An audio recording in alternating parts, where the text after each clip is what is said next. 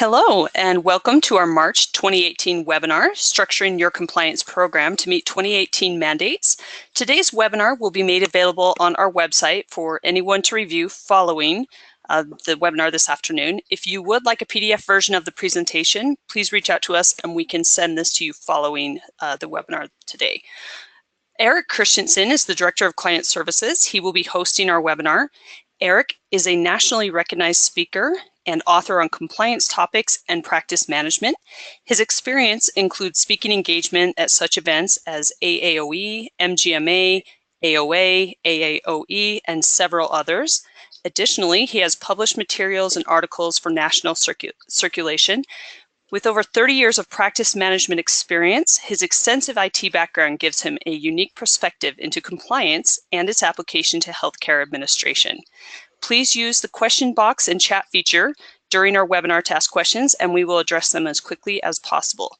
I will now turn the time over to Eric. Well, thank you, Nicole.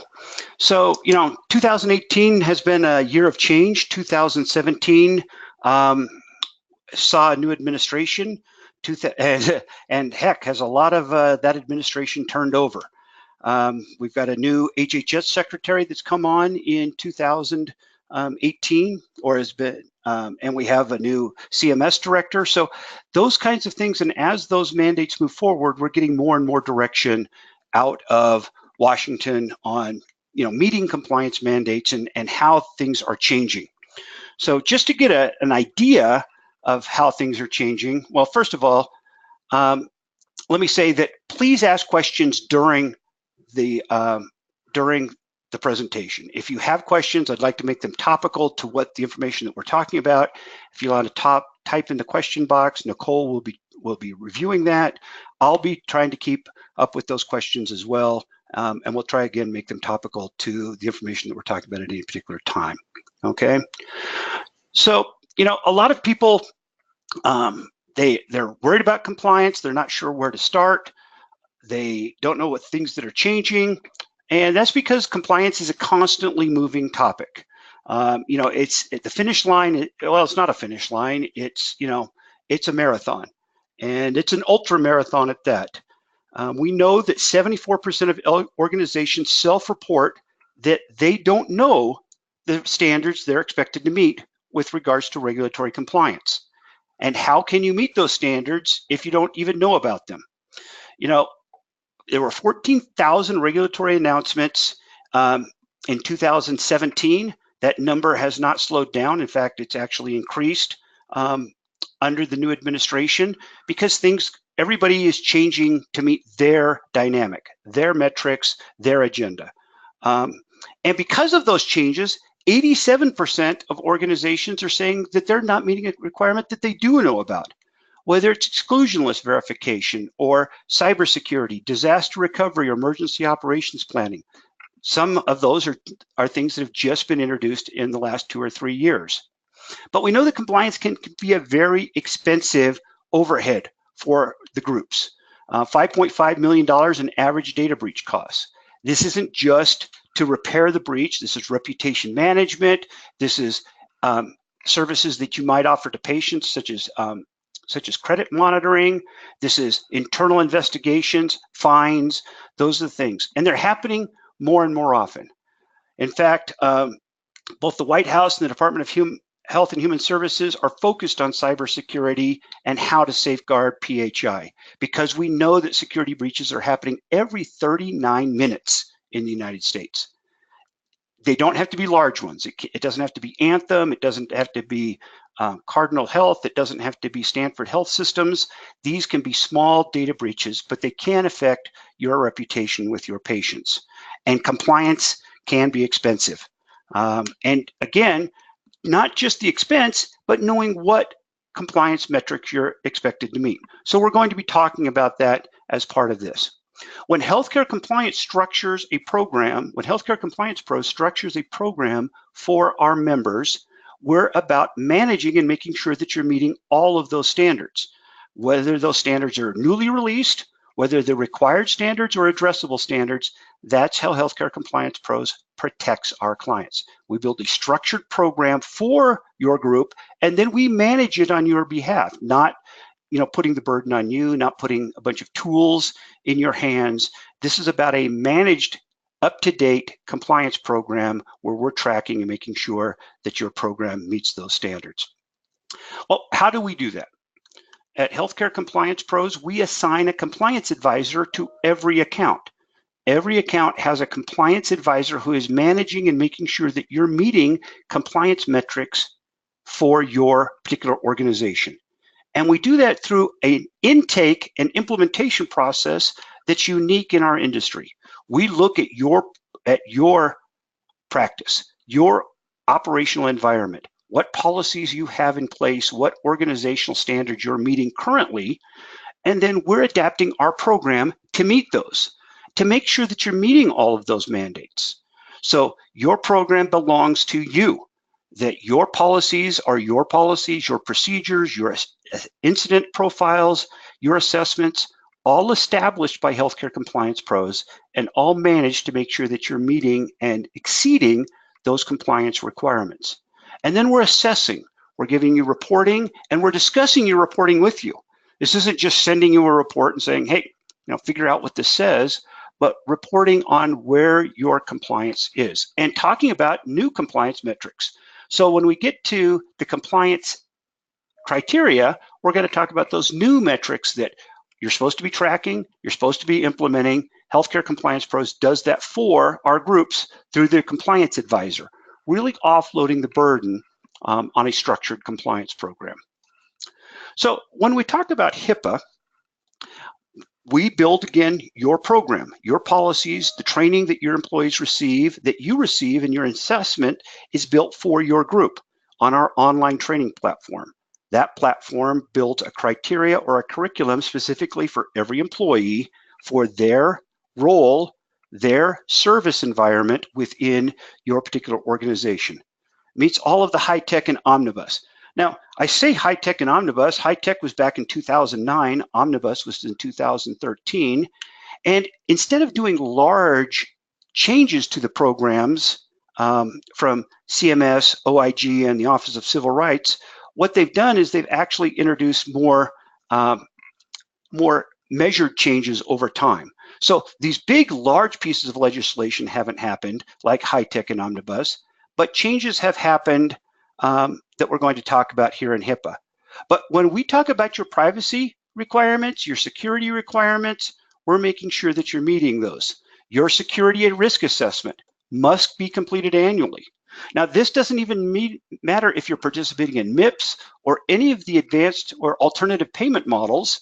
Your SRA must be completed if you're managing, maintaining protected health information. And that must be conducted even for electronic and hard copy PHI. So people are thinking that the security risk assessment is an IT-driven process.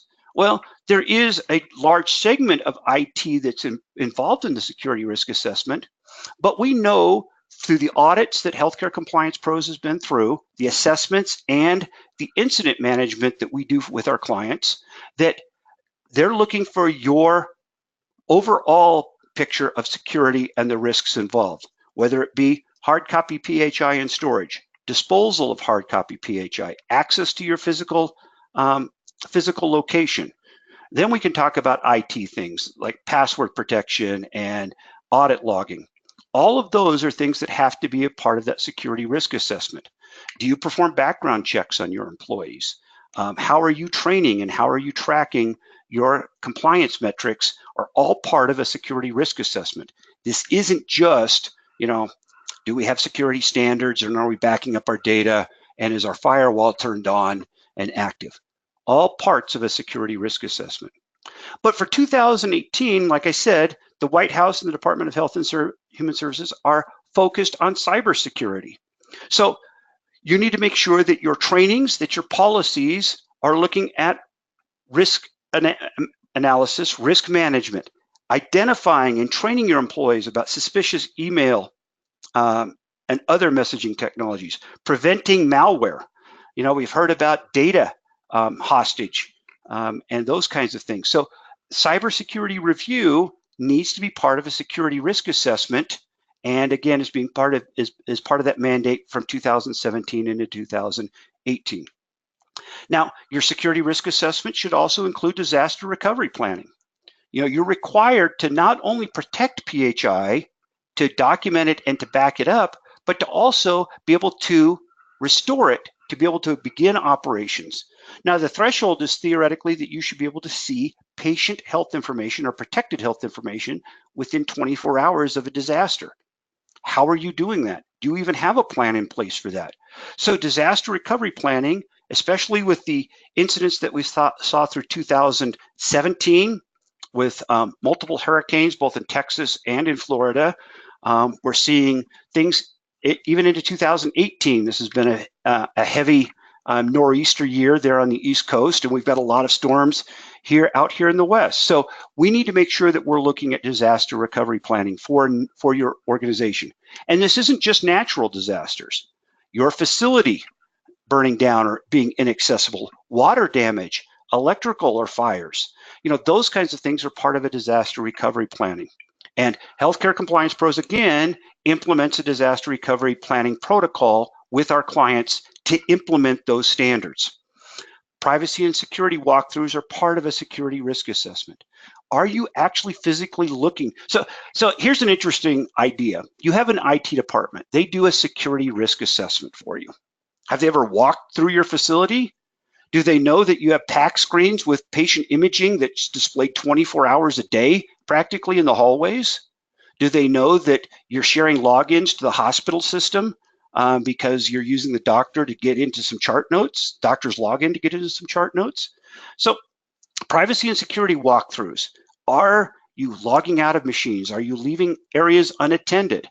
You know, as somebody who theoretically is leaving an exam room to walk to the restroom, finding out that they can walk by and look at charts that are laying on countertops because areas are not being monitored. So privacy and security walkthroughs support the security risk assessment process. Business associate tracking is also a mandate from 2017 and moving into 2018. We know that more than 67% of those breaches that we talked about earlier happen at the business associate level. Are you properly indemnified? Have you examined your business associate agreements to make sure that those groups are doing the things that they should, okay? So I had a question on, can we elaborate more on mobile device policies? So mobile device policies are an addressable standard, meaning you can establish a standard for your practice based on the types of PHI that exist on those devices. So for example, if you don't have PHI that exists on the device, but it accesses PHI, what are the methods for logging into that system? Does it have an automatic sign-off process? Are you using biometrics or a PIN code? What are your different access methods for that device? Do you have a remote wipe feature that would lock the machine and or wipe any access process off of that machine? So those are things that you could do within mobile device policies, but each individual organization is going to be unique with regards to mobile device policies. You know, how they get accessed and where they're accessed depends on your particular organizational standard, okay? But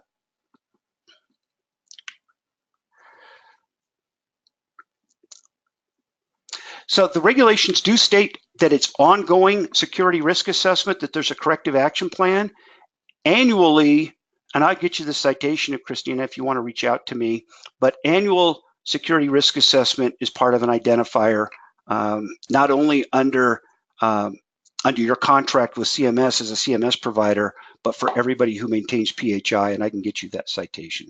But citation is a requirement, or it is cited that is a requirement that a security risk assessment be an ongoing process and be reviewed at least annually, okay? So they say a security risk assessment is an ongoing process, must be reviewed at least annually, and must include a corrective action or mitigation plan, meaning that if you have programs or or deficits or deficiencies that are identified, and everybody should, okay, you know, the FBI, the CIA, Facebook, Google, these groups, Amazon, these groups get hacked and they have security much more overhead and much more oversight to security than your organizations do. So every organization is going to have a corrective action or mitigation plan. How are you mitigating those? That's something that our security risk assessment does, and you should be looking at in your SRA process. Breach determination and mitigation. This is part of a security risk assessment. Do you have outstanding breaches? How have they been mitigated? What is your corrective action plan? Those are things that you do within a security risk assessment, a corrective action plan, and ongoing mitigation documentation. So those are things that have changed specifically within HIPAA. Disaster recovery planning is also carried over into CMS, and we'll talk about that under corporate compliance here in just a moment. Okay. So with regards to OSHA, build organizational standards for your group. You know, if you're doing training that is just standard bloodborne pathogen, infection control, you know, avoid contaminated needles, don't recap needles, you know, dispose of hazardous waste in the proper receptacle. Well, that's not training that actually meets the standard.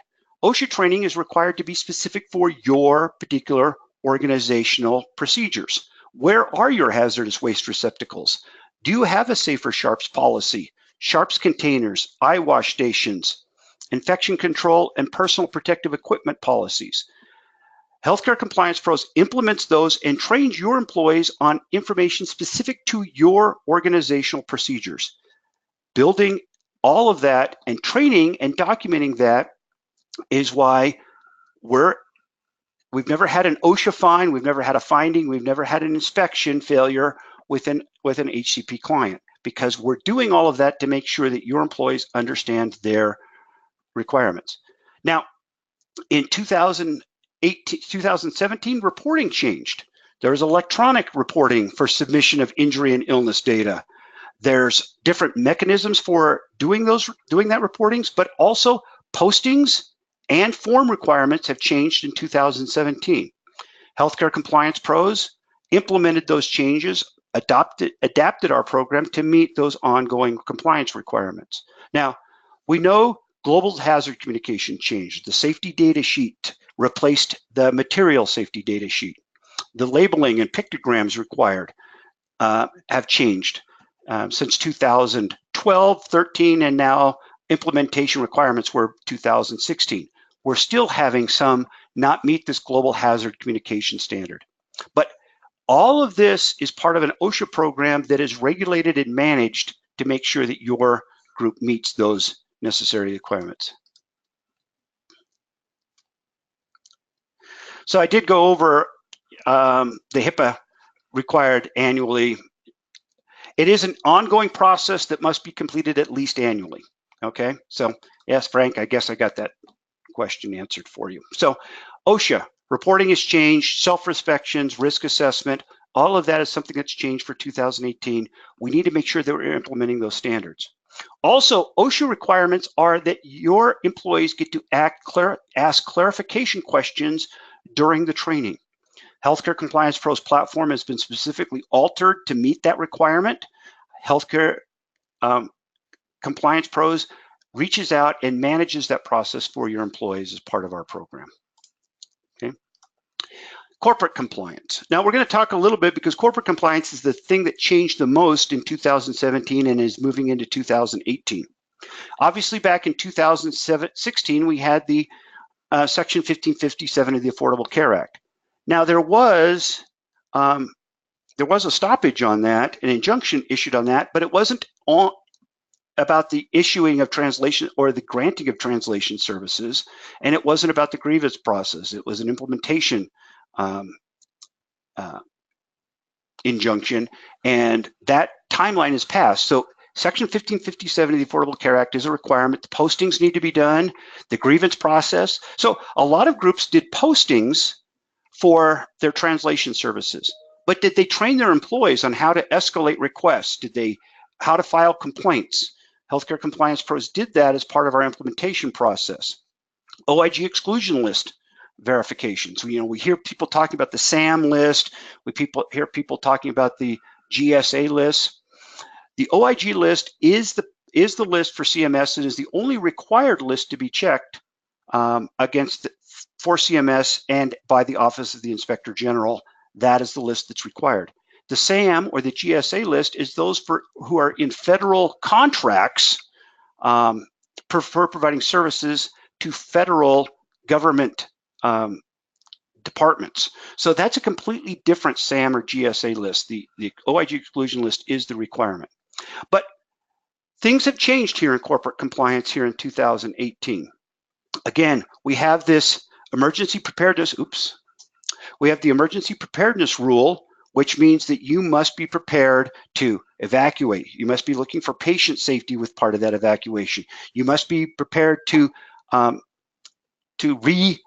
implement operations for patient visits and for patient information. That's part of the new program. Also, OIG has a new work plan implementation, and they're going to initiate new work plan items now with monthly updates. So Healthcare Compliance Pros tracking all of this updating process to make sure that your programs are meeting those standards as part of our implementation process and our requirements for monitoring your program, making sure that your compliance committee is meeting and implementing those changes, looking for any outstanding disciplinary actions, breaches, any kind of deficits within your program. We do an individual intake on corporate compliance, just like HIPAA, just like OSHA. What are your ancillary ownership requirements? How are you handling self-referral, and are you handling that different on different payers? What does your marketing look like? And have you reviewed your marketing materials to make sure that you're not making claims or guarantees that violate some of the stark anti-kickback laws? So we implement those standards to meet those new requirements. Also, there was in 2017 the Ensuring Patient Access to Healthcare Records Act. The goal is to prevent patient access to information related to their care. They're looking for real-world outcomes and economic data, including payment data, and what the claims process or the average payment for procedures have been, and that's what we're looking at in 2018. Now that's going to be modified somewhat and will be final in 2018. So those are things that we're looking at and will be part of our implementation process for corporate compliance. So all of that is part of what we do as part of our overall looking at what healthcare is. We even look at the MIPS process. We're looking at what are your scoring processes? What are your implementation? How are you doing data collection? We build programs in it for your employee education. What are your collections with the review of systems? How are you doing that as part of your check-in process, part of your rooming of your patients to meet that particular requirement? And then we bring it full circle with HR compliance. Now, we're not going to be doing your payroll. This isn't about changing benefits or anything else. This is about making sure that everything works together cohesively, that your policies collaborate, both HIPAA and HR. Cell phone usage. So we had those questions about mobile device management. Well, cell phone usage affects your mobile device process. Is it going to be a bring your own device program?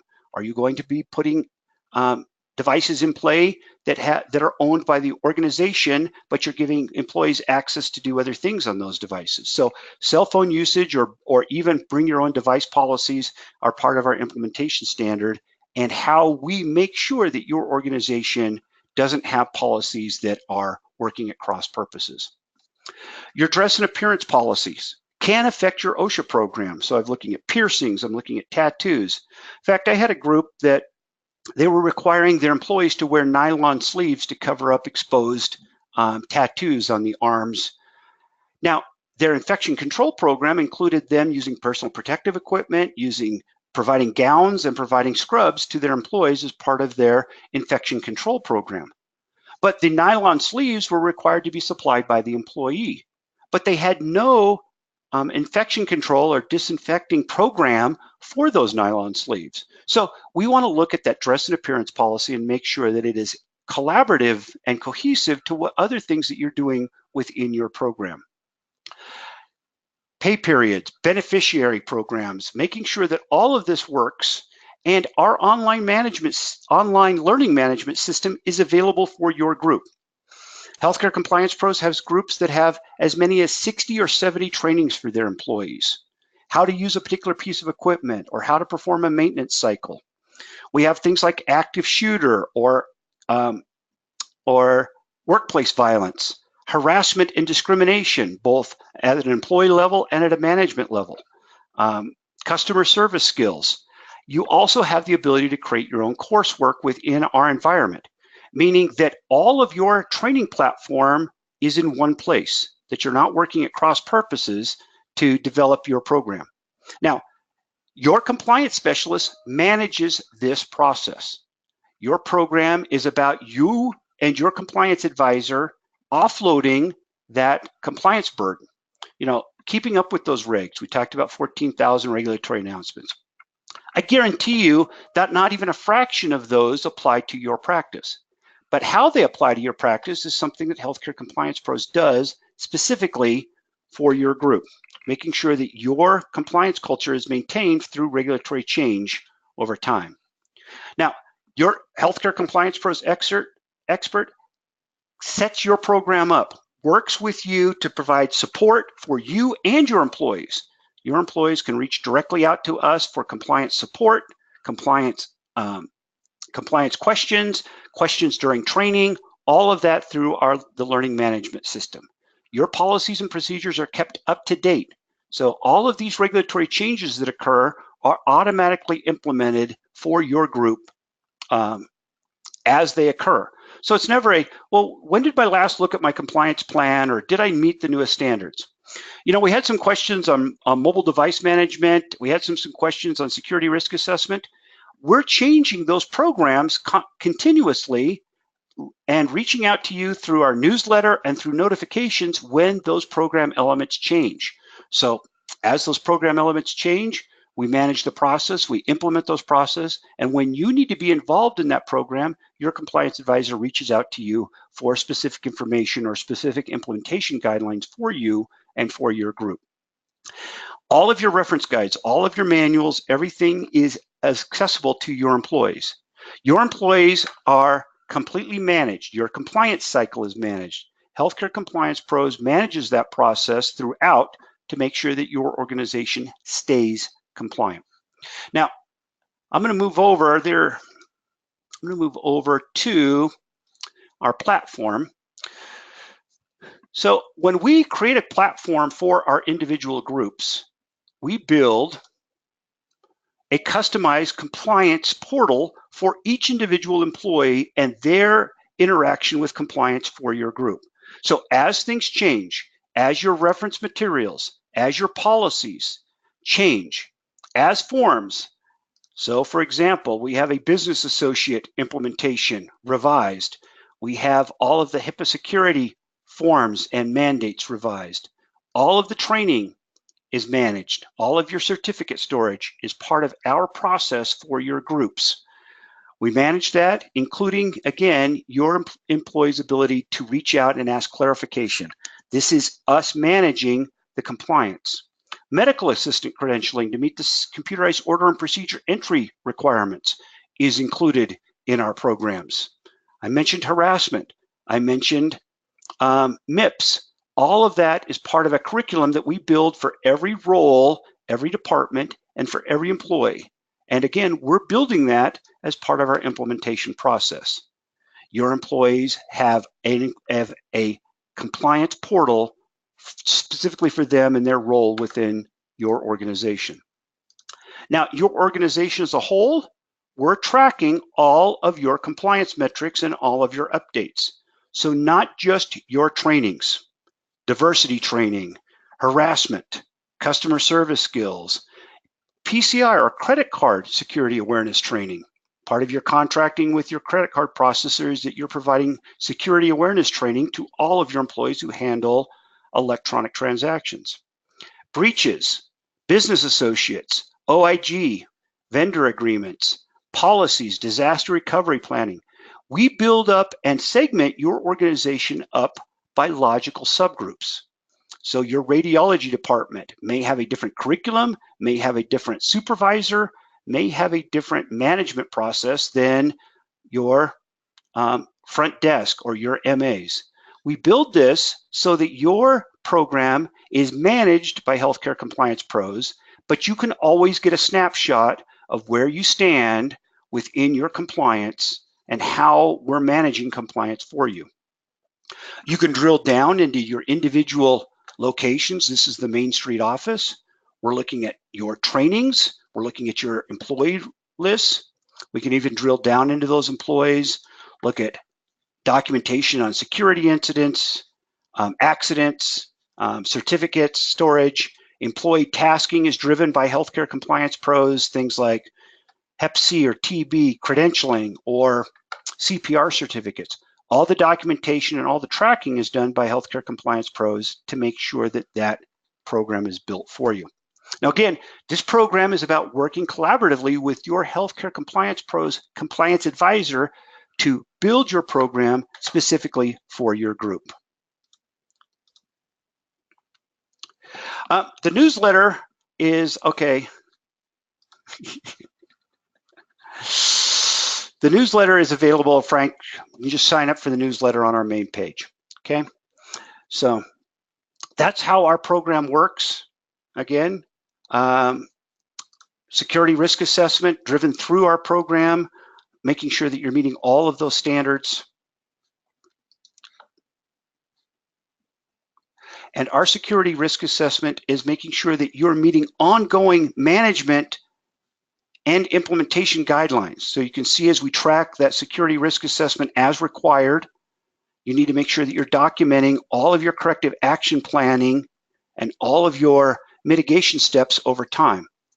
Now, Healthcare Compliance Pros has been through more than 1,800 meaningful use audits, investigative actions, compliance reviews by outside entities, payers. We've never had a fine or a fine handed down because of what we're doing within our programs. Okay, so that's a brief overview of what is happening in 2018, what happened in 2017, and how Healthcare Compliance Pros is meeting those standards. Okay, so I've answered all the questions I've had in process. Any other outstanding issues or outstanding comments that came in, Nicole, that I didn't happen to particularly address? So I do have a couple more here that we needed to address. Some people were just wondering, can we structure their compliance program for a small practice, or do they need to have a larger practice to use our product? So this structured program has been built for groups as large as 14,000 employees. Now, obviously, they needed a structured program, but I've got groups with 2 and 3 employees who are using this same program. Because of the way that we build the program and implement it, we're looking at all of those required and addressable standards, implementing standard changes as they occur, and we're charging per employee per month. So a 2-employee group is paying for 2 employees, having access to the same management, the same resources, and the same updates that 800, 8,000, or 14,000 employee group is receiving, still managing the process. We provide security risk assessment for those 3 employee groups. Now, their security risk assessment is not as intensive or as complex, so that's an easier process, which means that their price point is much lower on the security risk assessment.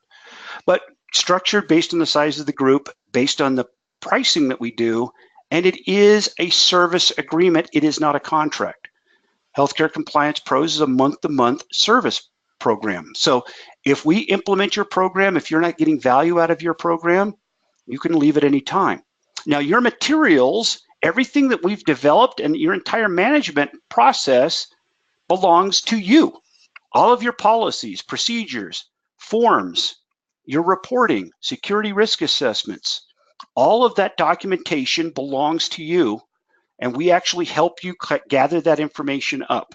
This is not about holding somebody hostage to a contract or implementation plan, okay? This is about us providing service. Okay. Great. There are a couple more questions. People are just wondering, is there a module for employee onboarding and offboarding? And do we provide dashboards for other reports that we can share? Yep. The entire reporting that we do, and I'll switch over to that screen. Reporting also includes other compliance metrics that we can build reports on. Okay, so we can be tracking not just trainings, but we can also be tracking all of your compliance metrics and reporting on your breach process. We can be reporting on your business associates. Okay, we can also build, we have employee onboarding processes in place. We do have a termination process that isn't specifically a module, but we've built plenty of modules as part of our process for our groups as an employee offboarding or termination process. And specifically on employee termination, that's a very important aspect of our security risk assessment is an employee termination process. Removing access to PHI, removing access to the physical facility, removing access to any electronic systems. You know, are you using a PIN code to log in to enter your building? If so, are you looking to change that? How are you providing, you know, do you have any biometric accesses? You know, I've walked into a group on a security risk assessment and found out that there are literally dozens, if not hundreds, of employees who have left, and they may have removed their access to the EMR or the practice management system, but, you know, unfortunately, they're still active in the Active Directory under the Windows. So we want to make sure that those are done as part of an employee termination process. Also, from an HR perspective, are we terminating properly, getting all of our necessary forms signed and offers, you know, if we're doing COBRA, if we're doing some kind of 401k rollover, those other things, that can all be part of an employee termination process that we build for our groups. Perfect. And I've got one more here. Does HCP offer background checks on potential employees? We're implementing background checks. It should be in the second quarter of this year. That will be a pre-employment verification, not just the OIG screening that we're currently doing, but doing background checks. There will be a separate cost for that, but that will be implemented in the second quarter of this year. What we're anticipating happening is that you will have a pre-employment form that you fill out within your account. It suspends them as pending, and then the background check would be performed. Then if you make them an offer of employment, then that pending employee would then become an employee and be assigned an office, a curriculum, and onboarding process. But that's slated for implementation in the second quarter of this year. Great. Okay, I think that is all we've got. Any other questions? I do not have any here, Eric. All right. Okay. Well, thank you, Eric. I just wanted to remind all of our attendees, we will publish the recording on our website under the News and Events section later this afternoon. And we will also go ahead and send out PDF slides of the presentation for those that would like it. And again, you can sign up for our weekly Insider, the newsletter, and we will send that out every Wednesday. Thank you, everyone, and have a great day.